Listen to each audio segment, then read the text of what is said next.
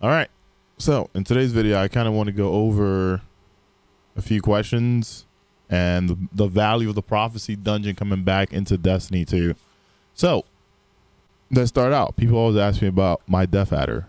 Where do I get my Death Adder? Where is it from? So that's the first answer. I'm going to give you an answer on where you could get a Death Adder. Also, I'm going to leave a link in the description of a breakdown for the Death Adder and what roles I'm going after. Also, the second role that I'm going after is no longer going to be Mulligan and Disruption Break. It's either going to be Feeding Frenzy, Disruption Break, or Autoloading and Disruption Break. If we look at this chart here, I collected all of this data. I gave it to Neris, and we kind of came up with a chart that tells you where everything lies. The dungeon is farmable. So you can basically dive into the dungeon after you've done it for the first time for the week, and you can still farm it. The only things that you cannot farm are the 2 hidden chests. All right. So there's hidden chest 1 after the first boss that you fight, and then there's going to be a second hidden chest on the Sparrow Roadway. If you need to see where those are, I also have a YouTube video for the entire dungeon, how each encounter works, and where everything is located. All right. Now, why am I talking about this dungeon? When it comes to this dungeon, the final boss can continuously give you gear. Okay. And I'm not talking about just not the old Trials gear. I'm talking about the Moonfang Armor. And what I mean by the Moonfang Armor is that armor goes up to 69 base. Here's the cool thing. The armor goes up to 1360. Sure. But if you farm it a bunch, you can see here on this character, these are 66 base gauntlets. The lowest I've seen come out of this dungeon is 58. I will be farming this myself during the weeks to try to get better gear for certain different setups that I want for Grandmasters. But here's the thing. If you have never done this dungeon before, you are not going to be able to farm all of the gear, right? Let's say you just started doing the dungeon this season and you got a gauntlet, right? You can continuously farm the final boss for that gauntlet. All right. I believe this is an end game, isn't it? Right here. So this is the Moonfang gear. So let's say next week you end up getting the gauntlet and the helmet. That's a good thing. You can keep farming the final boss for a god roll helmet or a god roll gauntlet. The only thing that I tell people, that don't have the full set thing here, you're lucky. Because if you don't have the class item, that's a good thing. Because class items you can't get rolls on anyway, right? Class items don't have a base stat. So if you end up getting the class item early, you're just unlucky. It's okay. It happens.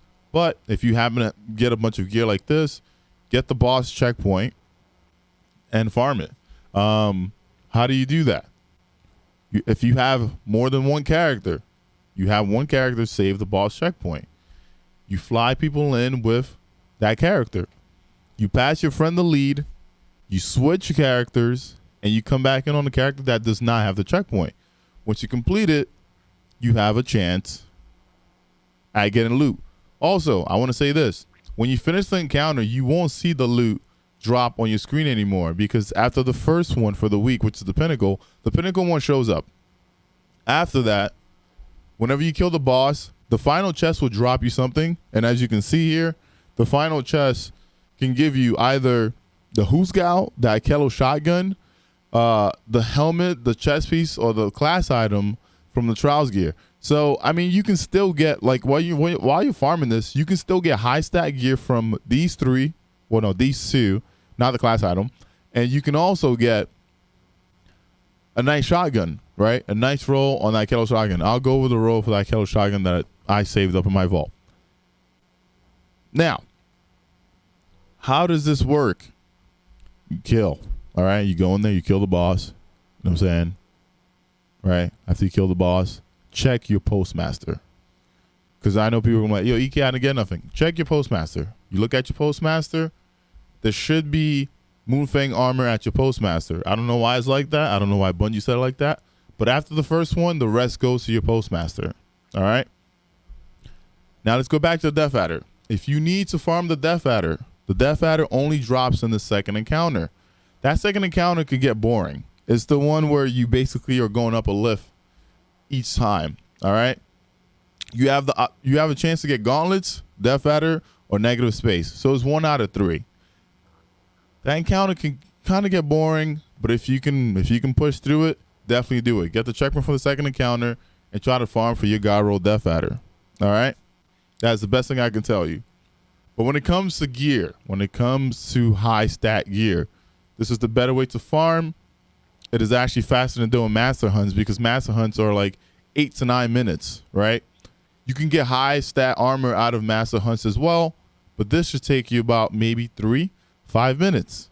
Now, if you're a thrower like, a quarterback or like, a baseball pitcher, it might take you 9 minutes, so you might as well just go do the master hunt. I don't know how, what kind of player you are. But if you're efficient, you should be fine. All right. This is my my breakdown for it. If you do like 180 hand cannons, let's go back. If you like 180 hand cannons, you can get the Ikelo's hand cannon from the first boss.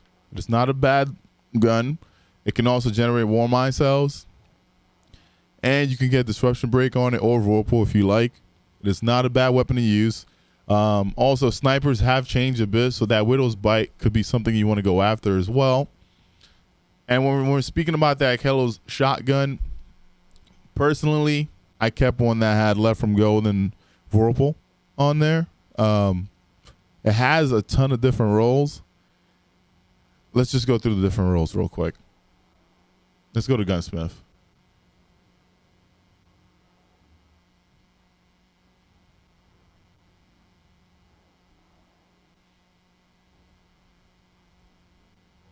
All right, here we go. So this is the Ikelo's shotgun that was brought back. There's a few different roles, but like I said in this area, I like left from gold, right? So I kept one that had left from gold and whirlpool and one that had left from gold and trench barrel. This shotgun does not have a assault mag, but it is a rapid fire frame. You don't need a assault mag for something like this. A lot of people are like, yo, EK, like, what about assault mag? No, you don't need it on a rapid fire like shotty. You don't. So what would I use here? I would use tactical mag. All right.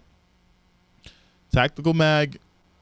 And for some reason, I'm just a huge fan of small bore. All right. So small bore, tactical mag, left from gold, trench barrel, and then after trench barrel, whirlpool.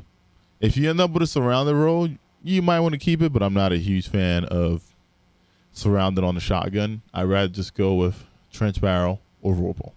All right.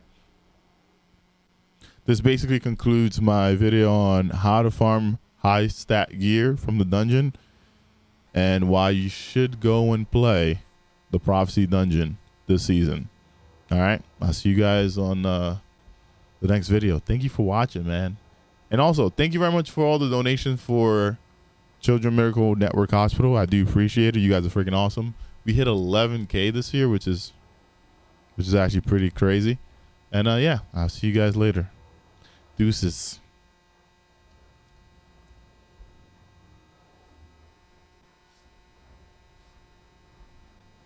Oh yeah, if you get the class item early, you're fucked.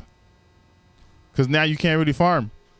Yo, you know how many times we farmed for this shit and I got the class item like how many times? Like 4 to 5 times. Yo, Pessy, you trying to do a dungeon?